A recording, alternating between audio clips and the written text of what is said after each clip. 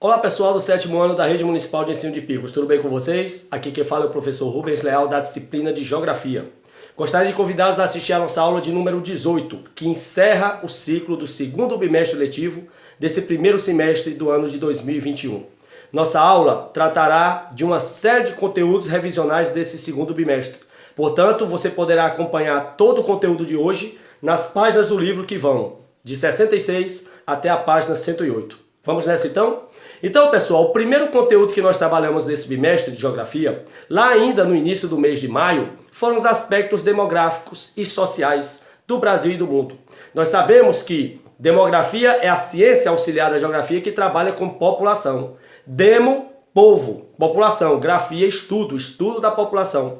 E existem vários aspectos demográficos que devem ser utilizados, que devem ser estudados, dentre os quais taxa de fecundidade, que é o número de filhos médios por mulher, taxa de natalidade, que é a quantidade de crianças que nascem anualmente em cada país, taxa de mortalidade, que é a quantidade de mortos, de óbitos anualmente em cada país, taxa de mortalidade infantil, que é o número de crianças que morrem antes de completar o primeiro ano de vida, e taxa de longevidade ou expectativa de vida, que é a média que se deve viver, que se procura viver no país, e em cada país do mundo tem todas essas taxas separadamente. Algumas taxas são melhores, são mais positivas, outras não são tão boas. Por quê? Depende muito das condições socioeconômicas do país. Claro que os países desenvolvidos têm taxas demográficas melhores porque a qualidade de vida é melhor.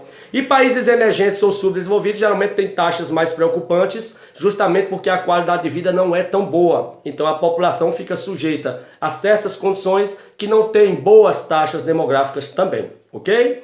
Bom também lembrarmos que nós trabalhamos no mês de maio sobre os movimentos migratórios. Nós sabemos que desde que o homem existe sobre a Terra, ele sente a necessidade de ficar se deslocando de um lugar para outro. E esse movimento ele pode ser interno ou externo.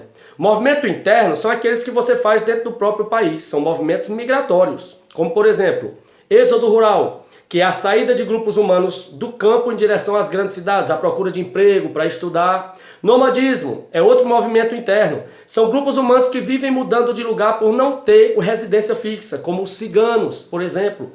Transhumância, que é um movimento migratório interno provocado por questões climáticas, pessoas que vão trabalhar em determinadas regiões no decorrer das colheitas e depois voltam para os seus locais de origem.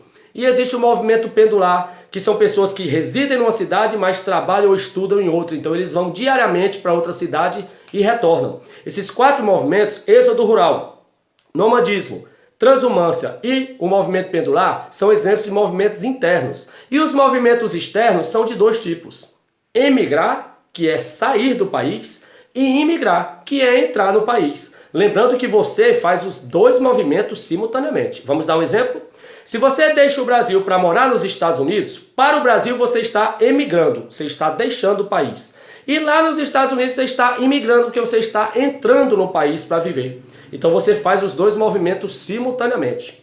Os brasileiros que têm como principais países de meta, Estados Unidos, é o primeiro fluxo de imigração de brasileiros, Paraguai é o segundo e o Japão é o terceiro. Então os brasileiros que emigram daqui vão com destino principal para Estados Unidos, Paraguai e Japão.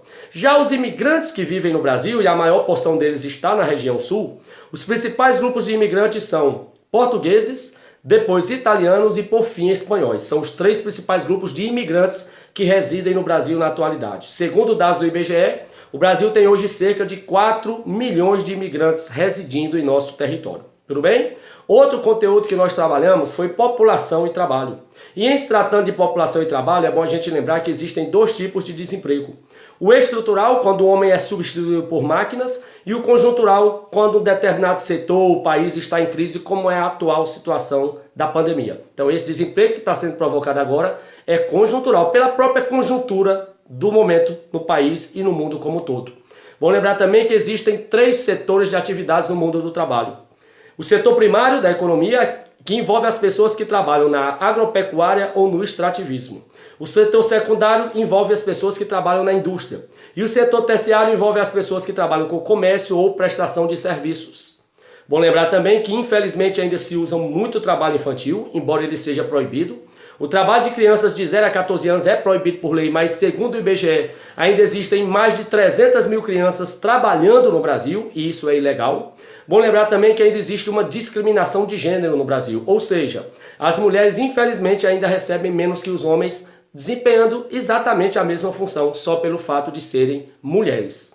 Trabalhamos também a industrialização e sabemos que existem vários tipos de indústrias. As indústrias pesadas ou de bens de produção, que são as mineradoras, as petroquímicas, as siderúrgicas. Existem as indústrias de bens de consumo, e aí existem 3 tipos de bens de consumo: duráveis como os automóveis, semiduráveis como roupas ou calçados e não duráveis como alimentos e bebidas.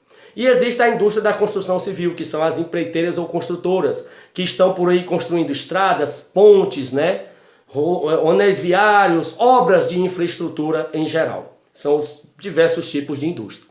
Trabalhamos também urbanização e sabemos que a urbanização no Brasil e em boa parte do mundo ela está diretamente ligada à indústria, porque foram as indústrias instaladas nas cidades que atraíram as pessoas do campo para as cidades, e aí aumentou a urbanização. A taxa de urbanização tem relação direta com as indústrias, porque as indústrias exercem um fascínio, uma atração pelas pessoas do campo, que deixam o campo para vir morar na cidade e ter uma oportunidade de emprego nessas fábricas. A urbanização que também tem graves problemas, como a poluição, caos nos transportes, questão de abastecimento, falta de água, queda de energia, a própria criminalidade, o desemprego, a favelização, os pobres vivem muito em periferias porque não têm acesso a casas e terrenos em áreas nobres da cidade.